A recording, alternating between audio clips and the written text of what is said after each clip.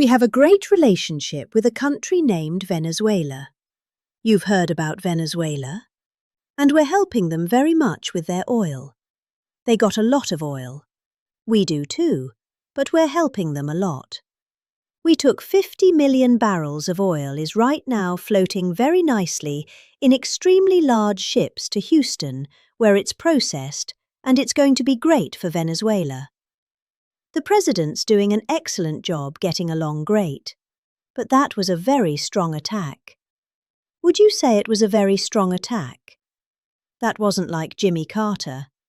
That wasn't like sleepy Joe Biden in Afghanistan, where he had no idea, had no clue what he was doing. Take the equipment. You know, I was getting out of Afghanistan. We were going to get out with dignity, strength. They feared us, but we shouldn't have been there, frankly. But we were getting out with dignity and strength, taking all the equipment. He left the equipment. They said, "Leave everything, let's go." I said, "What do you mean you're leaving a $150 million aeroplane?" And one of the generals told me, that's when I knew he was a stupid general. "Millie, sir, it's better to leave the plane. I think it's cost efficient. You're going to leave a $150 million plane because you don't want to fill it up with a tank of gas."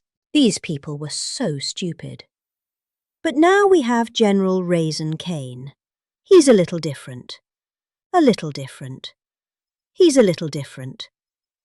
I was told by my first admin I had these generals, you know what the hell.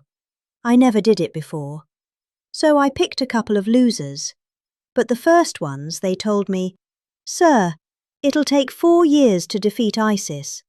And I said, "How could it take 4 years? We have the best equipment in the world. Why?" And I rebuilt the military my first time. I said, "Why would it take 4 years?" They said, "Well, I would." So I decided to go to Iraq, and I flew to Iraq. I was extremely brave. In fact, so brave, I wanted to give myself the Congressional Medal of Honor. I said to my people, "Am I allowed to give myself the Congressional Medal of Honor?" And you know, I've given out so many to guys that are seriously brave. I mean, they come in with the arms are missing, the legs are missing, the stories are so unbelievable. And I said, "No, it's a little stretch if I gave myself one of them. But, it's one of those things. Someday I'm going to try. I'm going to test the law. I'm going to say, let's give it a shot. Maybe I'll win in court after everyone sues me. After radical left lunatics sue me. Now watch the fake news. You know I'm having fun. The fake news will say Donald Trump wants to give himself the Congressional Medal of Honor, but he was rebuffed by the audience, who stood up and booed the hell out of him. Though they say that kind of stuff. It's amazing they say I.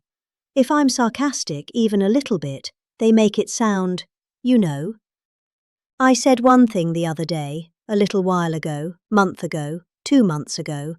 I said, I don't think I'm going to make it to heaven in front of a massive group of people, 56,000 people. And they were all saying, "Oh, what does he mean?" I don't think I'm going to make it to heaven. I'm doing a great job for a lot of people, but I don't think so. I'm just not worthy of heaven.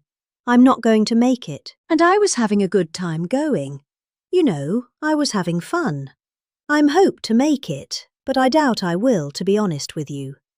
A lot of you will, I'm not so sure. But I was having fun. The New York Times has a front-page story. Donald Trump is now questioning his mortality. This is a big thing. These are the tax-free investment accounts for every American child, starting with $1,000 for every newborn baby. Every newborn baby. I also want to thank Michael and Susan Dell.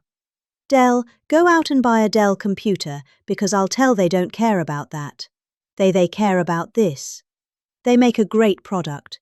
They're not looking for any publicity. I give them publicity. They say, "Well, thank you very much, but it's okay." They put up 6,250,000,000.